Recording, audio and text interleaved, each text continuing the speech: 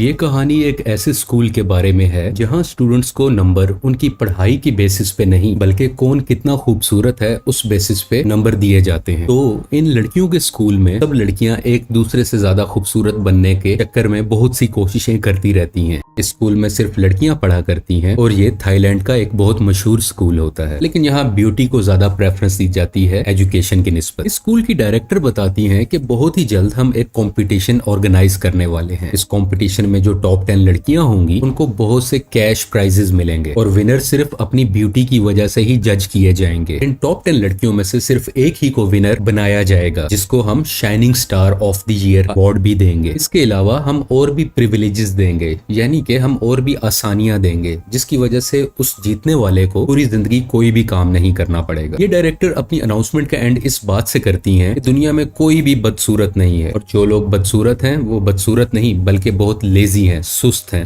अगले दिन एक न्यू स्टूडेंट इस स्कूल में आती है जो दिखने में काफी इनोसेंट भी है। तेज हवा चलने की वजह से एक तेजदार पत्ता उड़ता हुआ उसके चेहरे से होके गुजरता है, जिसकी वजह से उसके चेहरे पे एक कट लग जाता है। ये इनोसेंट लड़की सोच के तो आई थी कि वो एक दिन विनर बनेगी, लेकिन इस निशान के साथ अब बहुत मुश्किल लग रहा है कि वो इस कॉम्पिटिशन की विनर बन सकती है। इसी के साथ हम एक और लड़की को देखते हैं जिसका नाम यिंग होता है। अगर ब्यूटी चार्ट की बात की जाए तो इसका रैंक 10th नंबर पे होता है, यानी ये तमाम खूबसूरत लड़कियों में से 10th नंबर पे इस वक्त इसको रैंक किया जा रहा होता है। जब वो अपने स्कूल के कॉरिडोर से जा रही होती है तो उसके दूसरे क्लास फेलोज उसकी पिक्चर्स ले रहे होते हैं और सब उसकी ब्यूटी की तारीफ कर रहे होते हैं। नई आने वाली स्टूडेंट इनोसेंट लड़की जब क्लास में एंटर होती है तो टीचर जिंग को कहती है कि तुम इसे अपने पास बिठाओ और इसको बाकी लोगों से भी इंट्रोड्यूस करवाओ ताकि ये सब में घुल मिल सके। इसलिए जिंग भी उस नई स्टूडेंट को वेलकम करती है और स्माइल करते हुए उसे अपने साथ बिठाती है, लेकिन कहीं ना कहीं वो सोच रही है कि ये नई स्टूडेंट उसकी फ्रेंड है या उसकी दुश्मन है, क्योंकि ये भी खूबसूरत थी और खूबसूरती को लेकर सबके दरमियान बहुत कंपटीशन था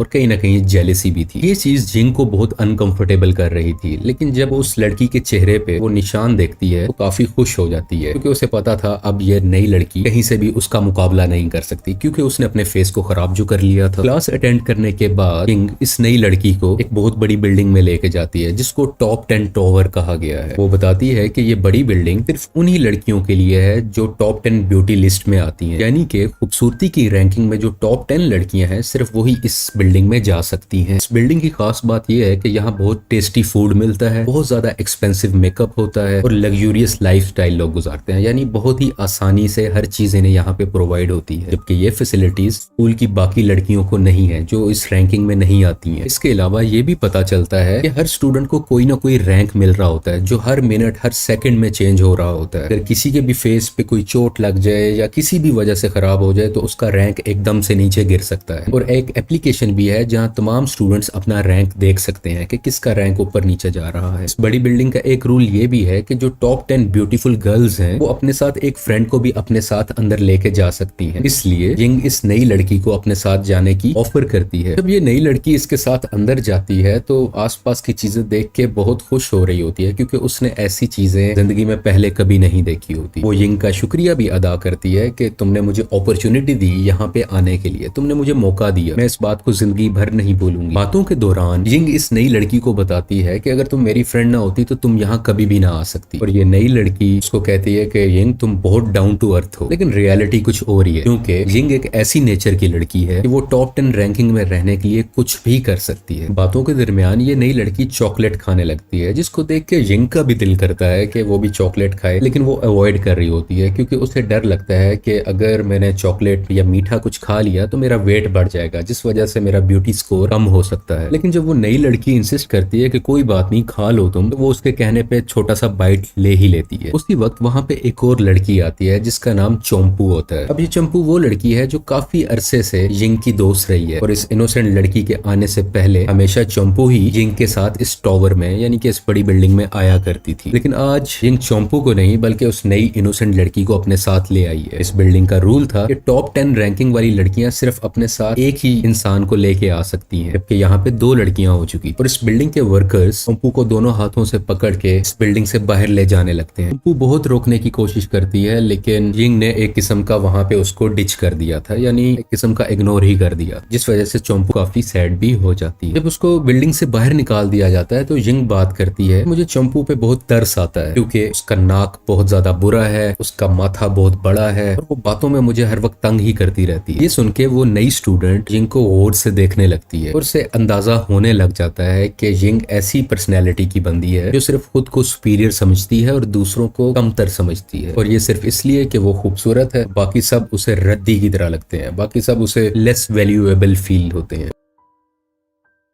इसी दौरान एक बेल की आवाज आने लगती है और हमें दिखाया जाता है इस टॉप 10 रैंकिंग में जो नंबर 1 रैंकिंग पे लड़की है वो सीढ़ियों से नीचे उतर रही है और उसको बिल्कुल वैसा ही प्रोटोकॉल दिया जा रहा है जैसा किसी एक क्वीन को दिया जाता है। ये नई लड़की जिंग को अच्छा फील करवाने के लिए कहती है कि तुम भी इतनी खूबसूरत हो जितनी वो टॉप 1 रैंकिंग वाली लड़की है, तो इस साल तुम ही कॉम्पिटिशन जीतोगी और इस साल की क्वीन तुम ही बनोगी। जिंग उस लड़की को कहती है कि तुम इन बातों को छोड़ो, तुम अपना फेस तो उस ऐप में स्कैन करो, मुझे भी तो पता चले तुम्हें कौन सा रैंक मिलता है। नई लड़की अपनी शक्ल को उस ऐप में स्कैन करती है तो उसको 11th रैंक मिलता है, यानी 11वां नंबर मिलता है। ये देख के जिंग के तो होश ही उड़ जाते हैं क्योंकि उसकी नई बनने वाली दोस्त 11वें नंबर पे थी, यानी कि जिंग 10वें नंबर पे थी और नई दोस्त 11वें नंबर पे। तो ये परेशानी उसके चेहरे पे देखी जा सकती है क्योंकि जो उसकी दोस्त है वो उसकी बहुत बड़ी दुश्मन भी है, क्योंकि किसी वक्त भी रैंकिंग चेंज हुई तो जिंग नीचे आ सकती है और ये नई लड़की यानी कि नैनो ऊपर जा सकती है। जिंग वैसे तो उसे कांग्रेचुलेट कहती है कि मुबारक हो तुम्हें, लेकिन परेशानी उसके चेहरे पे साफ दिखाई दे रही है। अगले दिन जिंग जब सो के उठती है तो वो शीशे में देखती है कि उसके नाक पे एक पिंपल आ गया है। वो बहुत परेशान हो जाती है और जब ऐप में जाके अपनी रैंकिंग देखती है तो वो 11वें नंबर पे आ चुकी होती है, जबकि उसकी नई दोस्त जिसका नाम नैनो है वो 10th रैंकिंग पे जा पहुंचती है। वो उंगलियों की मदद से अपने पिंपल को ठीक करना चाह रही होती है, लेकिन इसकी सिचुएशन और भी ज्यादा खराब हो जाती है। और जब वो स्कूल पहुंचती है तो वही लड़कियां जो उसकी पिक्चर्स लिया करती थी, इसकी तारीफ किया करती थी, वही सब इस पे हंसने लगी हैं, उसका मजाक बनाने लगती है। तुम्हारा नाक तो लाल दिख रहा है। और जिंग का मूड और भी ज्यादा ऑफ होने लग जाता है जब वो देखती है कि उसके साथ रहने वाली लड़कियां उस नई लड़की नैनो के साथ फिर रही हैं, उसके आसपास बैठी हुई हैं और उसकी तारीफ किए जा रही हैं। और जब ये उन सब के पास जाती है तो सब लोग जो बातें कर रहे थे वो एकदम से खामोश हो जाते हैं। जब ये उनके साथ बैठती है तो वहां पे देखती है कि नई लड़की ने एक कपड़ा बांधा हुआ है और ये कपड़ा सिर्फ उन्हीं को मिलता है जो टॉप 10 रैंकिंग में लड़कियां हुआ करती हैं। तो देख के वो काफी जेलस तो होती है, लेकिन वो वहां पे कहती है कि मुझे परवाह ही नहीं है इस रैंकिंग। वहां पे एक लड़की जिंग को कहती है कि क्या तुमने कोई मीठी चीज तो नहीं खाई थी जिस वजह से तुम्हें पिंपल आ गए। फिर उसको याद पड़ता है कि उस नई लड़की ने मुझे लास्ट डे एक चॉकलेट दी थी, कहीं उसने जानबूझ के तो मुझे ऐसे नहीं दी थी कि मैं अगली दिखने लग जाऊं, मेरी रैंकिंग डाउन हो जाए। उसको कहीं ना कहीं नई लड़की यानी नैनो पे शक होने लगता है। अब लंच ब्रेक का टाइम हो जाता है और जिंग अपनी डेली रूटीन के मुताबिक उस बड़ी बिल्डिंग में खाना खाने के लिए जा रही होती है, क्योंकि वो भूल चुकी थी कि वो अब टॉप 10 रैंकिंग में नहीं है। खैर वो एंटर हो ही रही होती है तो वहां के वर्कर्स उसको रोक लेते हैं कि अब आप रैंकिंग में नहीं है। लेकिन वहां पे नैनो भी बैठी हुई थी और वो कहती है कि इसको आने दो, ये मेरी वो फ्रेंड हो सकती है जिसको मैं अपने साथ अलाउ कर सकती हूँ अंदर आने के लिए। लेकिन जिंग अभी भी गुस्से में है, जेलसी में है। वो कहती है नहीं नहीं कोई जरूरत नहीं है, मैं आज नहीं आना चाहूंगी, मैं बल्कि अपने स्कूल के कैफेटेरिया का खाना मिस कर रही हूँ, मैं आज वहीं पे जाके खाऊंगी। जो क्लियरली शो कर रहा है कि वो इस नई लड़की को अवॉइड कर रही है और ये सब जेलसी की वजह से है। ये कैफेटेरिया में पहुंच गई है और वहां जाके खाना खाना शुरू कर देती है, लेकिन यहाँ का खाने का टेस्ट उसको पसंद नहीं आता क्योंकि ये उस क्वालिटी का नहीं था जो बड़ी बिल्डिंग में हुआ करता था। और फौरन ही इसको यहाँ पे उल्टी आ जाती है, यानी कि वोमिटिंग आ जाती है और आसपास की सब लड़कियां इसका मजाक बनाने लगी। इसके बाद वो वहां के वॉशरूम में जाती है जिसकी हालत बहुत खराब थी क्योंकि वो बहुत गंदा था। तो कुछ टिश्यू पेपर्स को लेके वॉशरूम में रखती है ताकि वो वहां पे बैठ सके। वो भी बैठी ही होती है, तभी वहां पे एक छिपकली आ जाती है और वो जैसे ही जमीन पे गिरती है तो वो चीखने लग जाती है और डर जाती है। वो जब बाहर आती है तो उसको समझ लग जाती है कि वो इस दुनिया में नहीं रह सकती, उसे किसी भी तरह करके टॉप 10 रैंकिंग में तो जाना ही जाना है ताकि वो उन सब लग्जरीज को हासिल कर सके जिसकी उसे काफी अरसे से लत लगी हुई है। उसी दौरान वहां पे जिंग की एक पुरानी दोस्त भी आती है जो उसे ऐप के थ्रू दिखा रही होती है कि देखो मेरी रैंकिंग नंबर 6 आ गया। ये वो लड़की थी जिसको जिंग हमेशा इंफीरियर समझती थी, यानी अपने से कमतर समझती। लेकिन अब वो सब लोग जो उससे कम थे वो उनको जब उस लिस्ट में देखती है तो उसको बहुत गुस्सा भी आता है और रोना भी आता है, ऐसे कैसे हो सकता है। वो रोते हुए वहां से भाग जाती जाती है ये सोचते हुए कि अब वो ब्यूटीफुल नहीं रही और शायद कभी हो भी नहीं पाएगी। उसी रात वो एक ख्वाब भी देखती है कि डायरेक्टर उसको अवार्ड दे रही है कि वो स्टूडेंट ऑफ द ईयर बन चुकी है। लेकिन जैसे ही डायरेक्टर उसके फेस पे पिंपल्स और एक्नीज देखती हैं तो डायरेक्टर चीखने लग जाती हैं और उसी वक्त जिंग की आंख भी खुल जाती है। वो जल्दी नोटिस करती है कि उसकी रैंकिंग और भी ज्यादा नीचे गिर रही है, यानी कि अब वो 21वें नंबर पे आ गई है, 21st रैंक पे आ गई है और उसके चेहरे पे और भी ज्यादा पिंपल्स आना शुरू हो चुके हैं। कुछ दवाइयां लेने के लिए ये एक मेडिकल स्टोर में भी जाती है, लेकिन वहीं पे वो नई लड़की नैनो भी आ जाती है। अब यिंग ये देख के वहां से फौरन भागने की करती है क्योंकि वो उसका सामना नहीं कर पा रही थी, उसको देखना भी नहीं चाहती थी।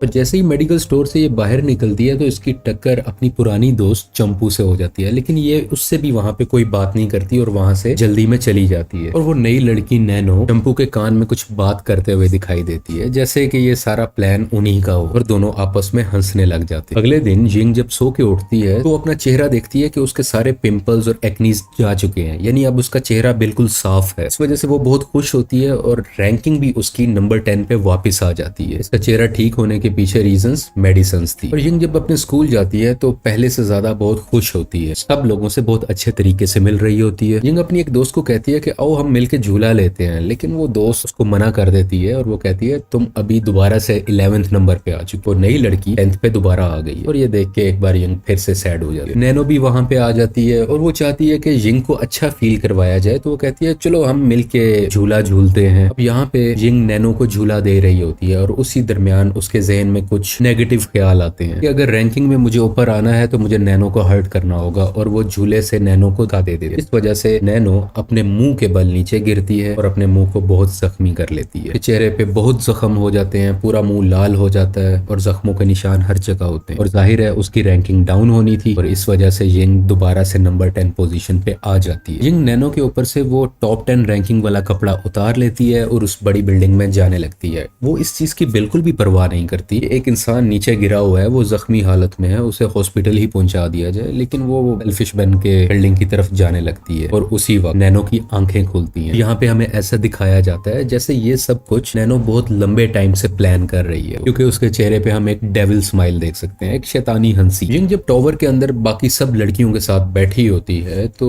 उसके चेहरे पे एक फेस मास्क होता है, जिसकी वजह से बाकी लड़कियां नहीं पहचान पाती कि ये यिंग बैठी हुई है, और वो यिंग के बारे में काफी बुराइयां कर रही होती हैं। वो कहती हैं कि यिंग तो हमेशा से 10वें नंबर पे ही रही है, कभी ऊपर नहीं आई, उसने कभी इम्प्रूव ही नहीं किया। ये सब लड़कियां उसकी मदर को भी बुरा भला कह रही होती हैं, ये सब लड़कियां उस पे हंस रही होती हैं, जबकि यिंग यहाँ पे खामोशी से उनको सुन रही होती है। वो जब यहाँ से चली जाती है तो वो भी बहुत गुस्से में होती है और वो कहती है कि मैंने उन सब से बदला लेना है। उनकी हिम्मत कैसे हुई ऐसी बात करने की। वो सबके साथ कुछ बहुत बुरा करना चाहती है। वो प्लान कर लेती है कि मुझे किसी भी तरह करके इस बार shining star of the year मुझे ही बनना है, और अपना बदला लेने के लिए वो एक लड़की के पास जाती है और उसके ऊपर एक जंगली बिल्ली छोड़ देती है, जिस वजह से वो जंगली बिल्ली उसको काफी पंजे मारती है और उसका सारा चेहरा और बॉडी खराब हो जाती है। इसका मतलब ये हुआ कि वो अब वो ब्यूटीफुल नहीं रही और वो रैंकिंग से नीचे गिर जाती है। इसके बाद वो दो और लड़कियों की तरफ जाती है और उनके टॉवल पे यानी कि उनके तौलिए पे कीड़ियां जमा करके रख देती है, और वो लड़कियां जब अपना तौलिया इस्तेमाल करती हैं तो ये एंट्स कीड़ियां उनको काट के उनको भी बहुत ज्यादा जख्मी कर देती है। ये सब करने के बाद भी उसका बदला ठंडा नहीं हुआ होता और वो बाकी लड़कियों को भी नुकसान पहुंचाना चाहती है। पियानो बजाते हुए सोच रही होती है कि अब मैं कैसे किसको किस तरह नुकसान पहुंचाऊं। वो एक लड़की को बेहोश करती है, ट्रिमर से लेके उसके बाल काटती है, उसके आईब्रोज के बाल भी काट देती है। इसकी वजह से एक और लड़की भी आउट हो जाती है। अब एक और लड़की की बारी आती है। उसको गिराने के लिए यिंग उसकी ड्रिंक्स में कुछ केमिकल्स को मिक्स कर देती है, और जैसे ही वो लड़की उस ड्रिंक को पीती है तो कुछ ही वक्त में उसके चेहरे पे बहुत ज्यादा बाल आने लग जाते हैं, यानी कि अब उसका पूरा का पूरा फेस एक हेयरी फेस बन चुका है, बाल ही बाल हैं उसकी शक्ल पे। इस तरह करते करते उसने टॉप 10 की तमाम लड़कियों को रैंकिंग से आउट कर दिया था, सिवाय जो टॉप 1 पे है। लेकिन वो भी इसके इवल प्लान से कहां बचने वाली थी। तो यिंग उसकी फेस क्रीम में कुछ परमानेंट डाई को मिला देती है, यानी कि पक्के रंग को मिला देती है, और जब वो सीढ़ियों से नीचे उतरती है तो हम देख सकते हैं कि वो नंबर 1 रैंकिंग वाली लड़की का चेहरा भी ग्रीन कलर का हो गया है, इस वजह से उसकी रैंकिंग भी मुकम्मल खत्म हो जाती है, क्योंकि वो अब अगली लग रही होती है और अब वो ब्यूटीफुल कैटेगरी में नहीं आ रही होती। अब उस ऐप को दिखाया जाता है जिसमें रैंकिंग कुछ टाइम बाद बहुत ज्यादा चेंज हो रही है, जिस वजह से कहीं ना कहीं उस ऐप का सिस्टम क्रैश हो जाता है और ग्लिचेस आने की वजह से वो ऐप वक्ती तौर पे बंद हो जाती है। अगले ही दिन जिंग जब स्कूल में आती है तो देखती है कि